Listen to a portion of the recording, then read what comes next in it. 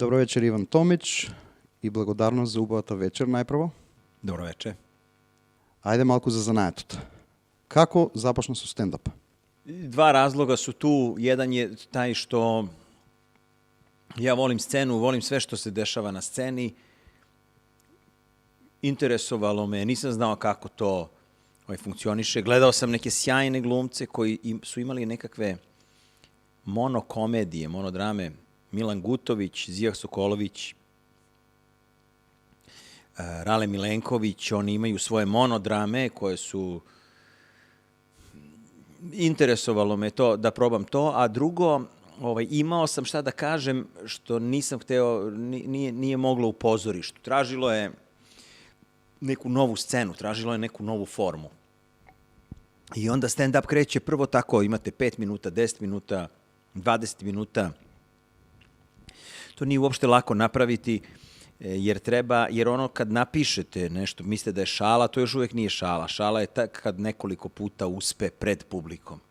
I kada znate da odredite tajming, kako da to gradite, kako da dođe do toga, kako da preokrenete stvar. Dakle, potrebno je vežbe pred publikom i to može malo bolno da bude, jer vi niste sigurni, a stalno probate pred publikom dok ne ispadne kako treba. Se sećavaš na prviot nastup? Da. Bio je u Domu omladine, to je bilo takmičenje. Ja se prijavio na takmičenje za stand-up i mislim da sam uzeo 3. mesto tada. Od kada najčesto crpiš inspiraciju? Svakodnevnog života, mislim da nas taj život nekako ume da nas napada. Znate, na primjer, reklame umeju da nas napadaju. Onda, ajde, kako onda šta vidimo šta sa reklamama?